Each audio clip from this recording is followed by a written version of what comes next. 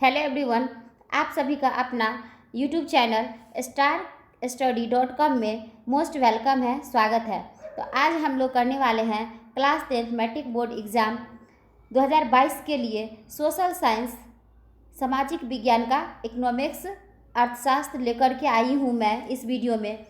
इस economics chapter के अलावे जो भी स्टूडेंट हिस्ट्री का और ज्योग्राफी का वीडियो नहीं देखे हैं वो ज़रूर से ज़रूर देख लीजिएगा, क्योंकि मैंने उस दोनों सब्जेक्ट में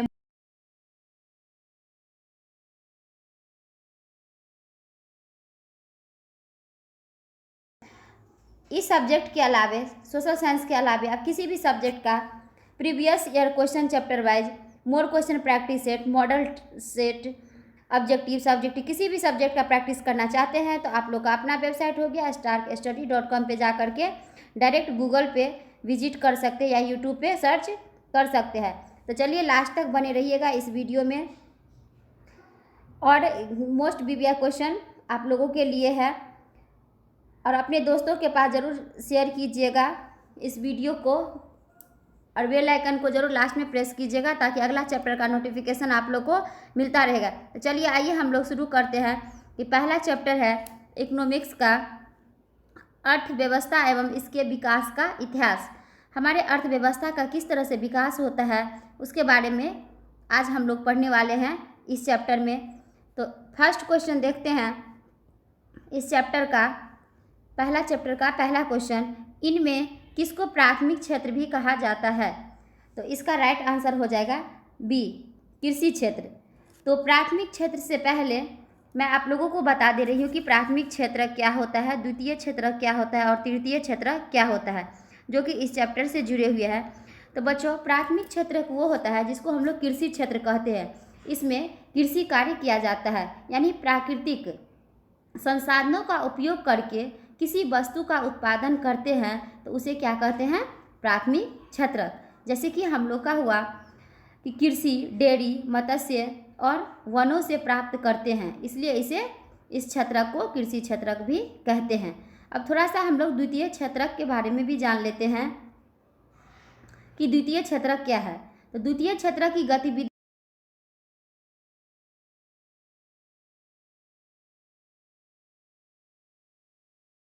जैसे कि हम लोग कपास के पौधे से प्राप्त रेशे का उपयोग कर हम सूत काटते हैं और कपड़ा बनते हैं। तो कपास यहाँ पे क्या हो गया? कपास हो गया प्राथमिक क्षेत्रक, और जब उससे हम लोग सूत बनाते हैं या कपड़ा तैयार करते हैं तो यह क्या हो गया? द्वितीय क्षेत्रक, द्वितीय क्षेत्रक के अंतर्गत आता है। इसी तरह से जब इस कपड़ों को हम लोग बाजार में उपलब्ध कराते हैं, मार्केट में लाते हैं, तो वो हो गया क्या? तृतीय क्षेत्रक। तो तृतीय क्षेत्रक एक बार फिर से हम लोग देख लेते हैं कि वे गतिविधियां जहां प्राथमिक और द्वितीय क्षेत्रक के विकास में मदद करता है। तो प्राथमिक क्षेत्रक में क्या हुआ? कपास की खेती हुआ। द्वितीय क्षेत्रक में क्या हुआ? इससे हम लोग धागा तैयार किए और कपड़ा तैयार किए। इसी कपड़े को हम लोग अगर बाजार में उपलब्ध कराते हैं तो ये जो प्रोसेस हुआ बाजार तक लाने का, तो ये प्रोसेस क्या हो गया? तृतीय क्षेत्रक। तो शायद आप लोग को क्लियर हो गया होगा, और कमेंट में ज़रूर बताइएगा। जो भी छात्र को अगर क्लियर नहीं हो वो रहेगा तो मैं अगले वीडियो में फिर से इसको क्लियर कर दूंगी। तो अब हम लोग देखते हैं नेक्स्ट क्वेश्चन, सेकेंड नंबर, इनमें कौन से देश में मिश्रित अर्थव्यवस्था है? मिश्रित का मतलब हो गया कि मिक्स, मिली हुई अर्थव्यवस्था कौन से देश में है? इसका आंसर हो जाएगा सी, भारत। नेक्स्ट क्वेश्चन है, भारत में योजना आयोग का गठन कब किया गया था? इसका राइट आंसर हो जाएगा ए, 15 मार्च 1950 ईस्वी को योजना आयोग का गठन किया गया था। कहाँ पे? भारत में। नेक्स्ट क्वेश्चन है, जिस देश का राष्ट्रीय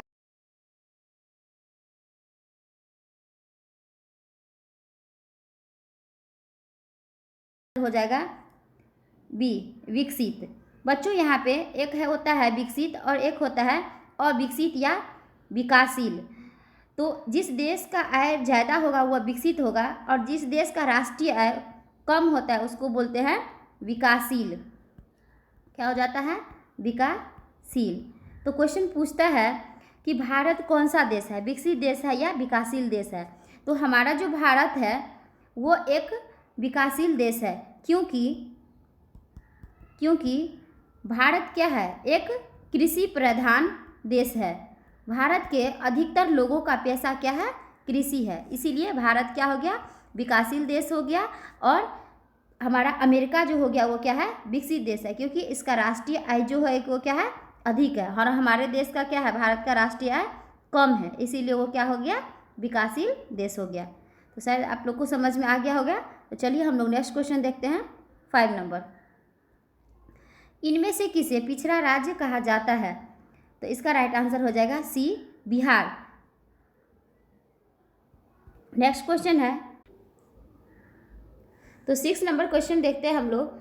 शेयर बाजार की नियामक संस्था है। तो इसका राइट आंसर हो जाएगा,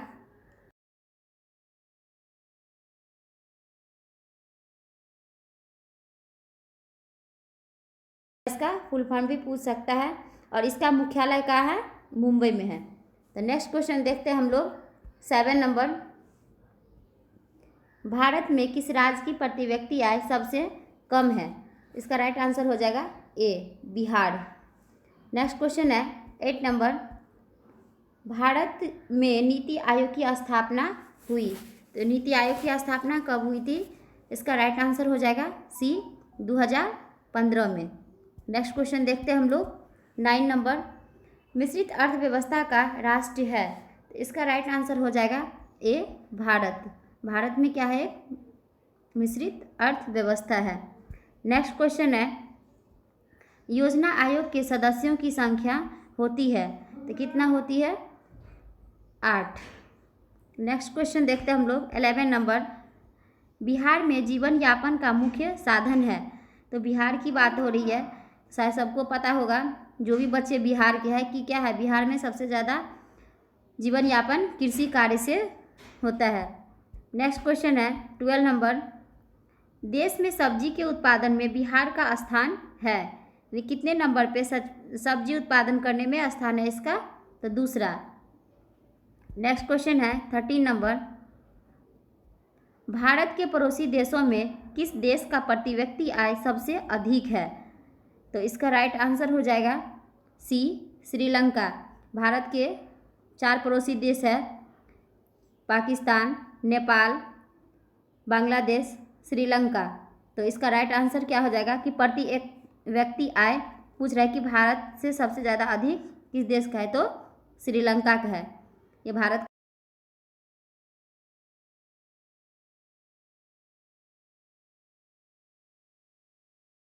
इनमें से कौन योजना आयोग के पदेन अध्यक्ष होते हैं। तो इसका राइट आंसर हो जाएगा ए, प्रधानमंत्री। जो कि जितने भी योजना है उसका अध्यक्ष कौन है, प्रधानमंत्री है। नेक्स्ट क्वेश्चन है 15 नंबर। भारत की आर्थिक व्यवस्था है। तो इसका राइट आंसर हो जाएगा सी, मिश्रित। रिपीट क्वेश्चन है, तो आप लोग अच्छे से याद कर लीजिएगा। नेक्स्ट क्वेश्चन है 16 नंबर। इनमें से कौन से देश में समाजवादी अर्थव्यवस्था है। इसका राइट आंसर हो जाएगा बी, रूस। रूस में क्या है, समाजवादी अर्थव्यवस्था है। नेक्स्ट क्वेश्चन देखते हैं हम लोग 17 नंबर। सम्यक विकास की प्रक्रिया संबंधित है। इसका राइट आंसर हो जाएगा सी, सभी वर्ग से। नेक्स्ट क्वेश्चन है 18 नंबर। गरीबी कैंसर रोग की तरह है, किसने कहा है। इसका राइट आंसर हो जाएगा ए, अर्थशास्त्री कुजनेट ने कहा है कि जिस तरह से गरीबी होता है उसी तरह से एक जानलेवा बीमारी क्या होता है, कैंसर। तो किन्होंने कहा है, अर्थशास्त्री कुजनेट ने कहा है। नेक्स्ट क्वेश्चन 19 नंबर है इस चैप्टर का। किस क्षेत्र को द्वितीयक क्षेत्र कहा जाता है या कहलाता है। तो मिस्टेक हो गया है, कहलाता है।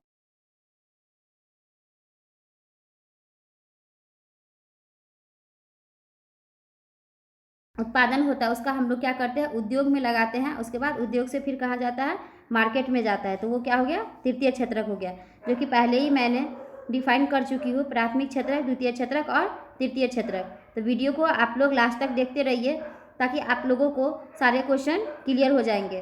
तो चलिए नेक्स्ट क्वेश्चन देखते हैं। 20 नंबर, 11वीं पंचवर्षीय योजना की अवधि क्या है? इसका राइट आंसर हो जाएगा डी, 2007 से 2012। नेक्स्ट क्वेश्चन है, किस क्षेत्र को तृतीय क्षेत्रक कहा जाता है? तो इसका राइट आंसर हो जाएगा ए, सेवा क्षेत्र। तृतीय क्षेत्रक को सेवा क्षेत्र भी कहा जाता है क्योंकि जब उत्पादित सामान होता है, जब हम घरों तक पहुंचाते हैं मार्केट में लाकर, तो एक तरह से क्या करते हैं, उसका सेवा प्रदान करते हैं, इसीलिए इसको सेवा क्षेत्र भी कहा जाता है। नेक्स्ट क्वेश्चन है 22 नंबर, एक अर्थव्यवस्था का सृजन होता है। इसका राइट आंसर हो जाएगा डी, इनमें सभी संसाधनों से। तो कौन सा संसाधन है एक बार देख लेते हैं हम लोग, प्राकृतिक संसाधनों से, भौतिक संसाधनों से और मानवीय संसाधनों से। प्राकृतिक संसाधन हो गया कि प्राकृतिक से जो हम लोग को प्रदत्त की जाती है, जैसे कृषि हो गया। भौतिक संसाधन होगा कि उसका उपयोग करके हम लोग जो भी संसाधन तैयार करते हैं वो मानव के द्वारा, तो वो हो गया मानवीय संसाधन। तो एक अर्थव्यवस्था को सृजन करने के लिए, यानी एक अर्थव्यवस्था को कायम रखने के लिए हम लोग को किसका जरूरत होता है, तीनों संसाधन का जरूरत होता है, प्राकृतिक संसाधन, भौतिक संसाधन और मानवीय संसाधन। तो इसका राइट आंसर हो जाएगा डी, इनमें से सभी संसाधनों का। नेक्स्ट क्वेश्चन देखते हैं 23 नंबर,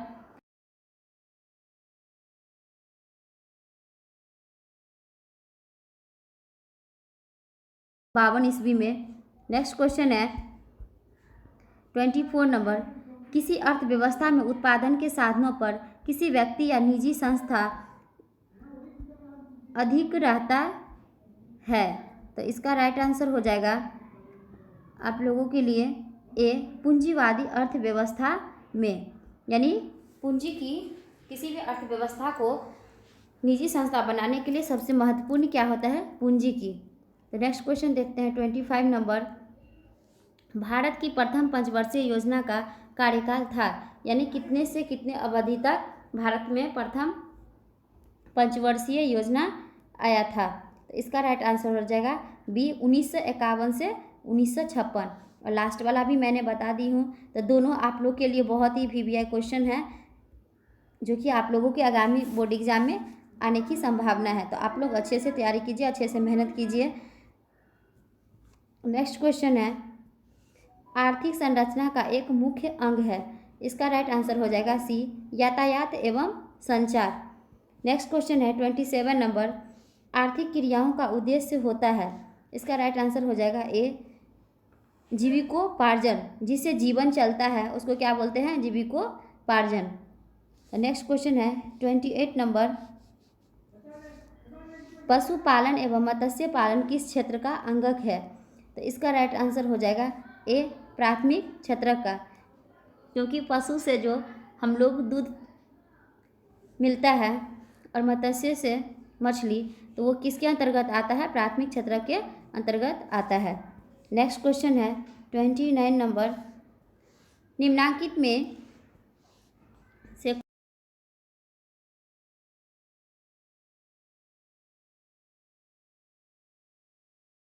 शिक्षण, स्वास्थ्य सेवाएं और आवास, जो कि क्या है, एक सामाजिक संरचना, यानी एक सही से समाज का गठन करने के लिए हमारी तीनों चीज़ की आवश्यकता होती है, शिक्षा एवं प्रशिक्षण की। अगर हम लोग शिक्षित नहीं रहेंगे तो एक समाज का, अच्छे समाज का विकास नहीं कर पाएंगे। फिर स्वास्थ्य का, अगर स्वास्थ्य नहीं रहेगा तो आदमी काम कैसे करेगा। तो किसी भी समाज के विकास के लिए स्वास्थ्य का होना अति आवश्यक है, और आवास, जिसको हम लोग होम बोलते हैं, घर बोलते हैं। तो किसी भी समाज की सही ढंग से सुचारू रूप से चलाने के लिए तीनों चीज़ की आवश्यकता है।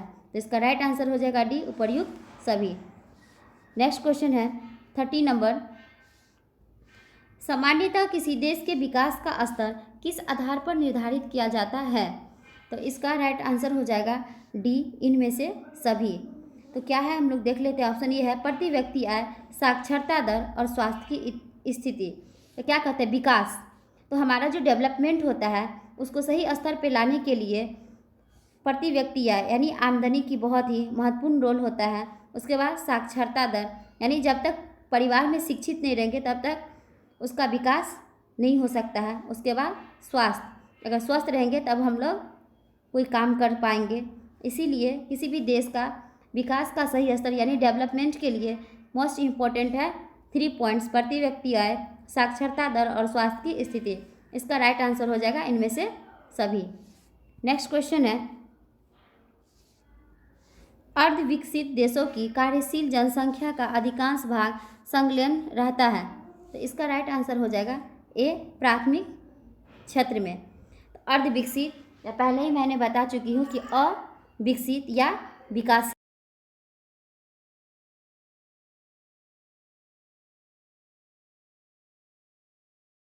व्यक्ति प्राथमिक क्षेत्र में काम कर रहे हैं तो वो क्या होगा, अर्ध विकसित देशों की कार्यशील प्रणाली में रखा जाता है। तो इसका राइट आंसर क्या हो जाएगा, प्राथमिक क्षेत्र में, जो कि भारत क्या है, एक अर्ध विकसित देश है। नेक्स्ट क्वेश्चन है इस चैप्टर का 32 नंबर, निम्नलिखित में से कौन मिश्रित अर्थव्यवस्था की विशेषता है। इसका राइट आंसर हो जाएगा सी, ए एवं बी दोनों। तो ए में क्या है, निजी क्षेत्र, और बी में है सार्वजनिक क्षेत्र। तो मिश्रित अर्थव्यवस्था की विशेषता के लिए दोनों क्षेत्र क्या है, इम्पोर्टेंट है। नेक्स्ट क्वेश्चन देखते हैं 33 नंबर, स्वतंत्रता प्राप्ति के बाद भारत का मुख्य आर्थिक उद्देश्य है। तो इसका राइट आंसर हो जाएगा डी, उपर्युक्त सभी। तीव्र आर्थिक विकास ऑप्शन ए, बी में उत्पादक रोजगार सृजन और सी में निर्धनता निवारण। तो क्या कहता है कि स्वतंत्रता प्राप्ति के बाद भारत का मुख्य आर्थिक उद्देश्य, जब हमारा देश 14 अगस्त 1947 में आज़ाद हुआ, तो उसके बाद एक उद्देश्य रखा गया कि अपने देश को विकास करने के लिए क्या क्या उद्देश्य बनाया जाए। तो पहला इसमें बनाया गया कि तीव्र आर्थिक विकास, यानी भी किसी भी व्यक्ति का आर्थिक विकास को ठीक किया जाए। उसके बाद उत्पादक रोजगार सृजन, सभी व्यक्ति को रोजगार दिया जाए। और निर्धनता निवारण, जितने भी गरीब लोग हैं, गरीब रेखा लाइन से जितने भी लोग नीचे हैं, सभी का सुधार किया जाए। तो उपर्युक्त सभी बातों पे ध्यान दिया गया था। तो इसका राइट आंसर हो जाएगा उपर्युक्त सभी, ऑप्शन नंबर डी। तो चलिए नेक्स्ट क्वेश्चन डिस्कस करते हैं हम लोग 34 नंबर,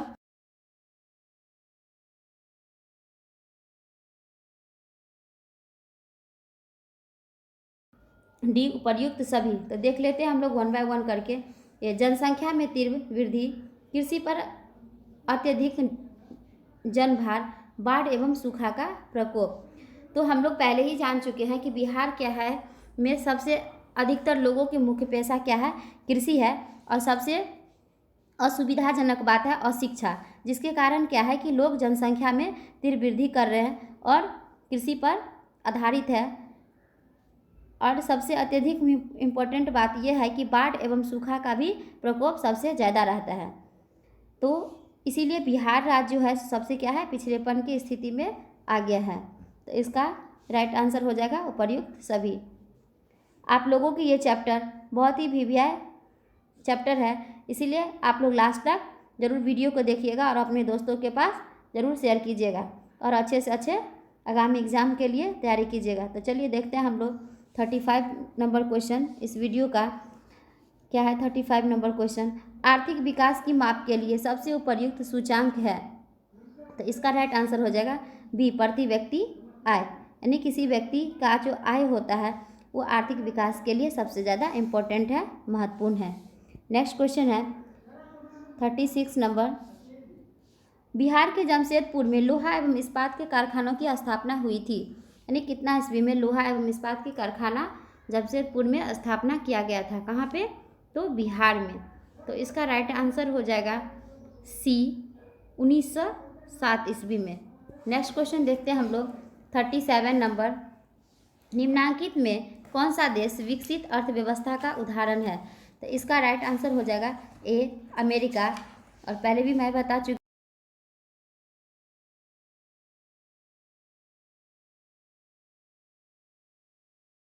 और भारत का प्रति व्यक्ति आय कम है, इसीलिए। तो शायद आप लोग को क्लियर हो गया होगा। तो चलिए आगे हम लोग बढ़ते हैं। 38 नंबर क्वेश्चन देखते हैं। विश्व पर्यावरण एवं विकास का आयोग की स्थापना हुई। तो इसका राइट आंसर हो जाएगा बी 1983 ईस्वी में। नेक्स्ट क्वेश्चन है 39 नंबर। आर्थिक समृद्धि का संबंध है। तो इसका राइट आंसर हो जाएगा बी दीर्घकाल से, यानी लंबे समय से। अल्प मतलब कम समय से और दीर्घकाल में लंबे समय से क्या आर्थिक समृद्धि का संबंध है।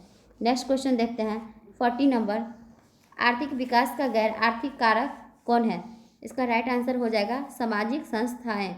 तो आर्थिक गैर आर्थिक कारक जो है ये क्या है, सामाजिक संस्थाएं हैं। नेक्स्ट क्वेश्चन है 41 नंबर इस वीडियो का, इस चैप्टर का। तो हम लोग देखते हैं 41 नंबर क्वेश्चन। जीवन की भौतिक गुणवत्ता का सूचक है। तो इसका राइट आंसर हो जाएगा ये सभी। तो देख लेते हैं हम लोग 1 बाय 1 करके। में क्या है, जीवन प्रत्याशा, बी में है शिशु मृत्यु दर और सी में है मौलिक साक्षरता। तो भौतिक गुणवत्ता का सूचक क्या हो गया कि किसी भी व्यक्ति का जीवन किस कैटेगरी का है, शिशु मृत्यु दर, यानी बच्चे में मृत्यु दर की संभावना बढ़ रही है। तो मौलिक साक्षरता और सबसे मेन कारक है साक्षरता में कमी। तो हम लोग इस वीडियो में इस चैप्टर का, इकोनॉमिक्स का पहला चैप्टर का 41 क्वेश्चन कंप्लीट कर चुके हैं। तो आप लोगों को कैसा लगा ये वीडियो वो ज़रूर कमेंट करके बताइएगा और अपने चैनल को ज़रूर सब्सक्राइब कर लीजिएगा ताकि अगला चैप्टर का वीडियो का नोटिफिकेशन आप लोग को मिलता रहेगा। और कमेंट में ज़रूर बताइएगा कि कैसा लगा।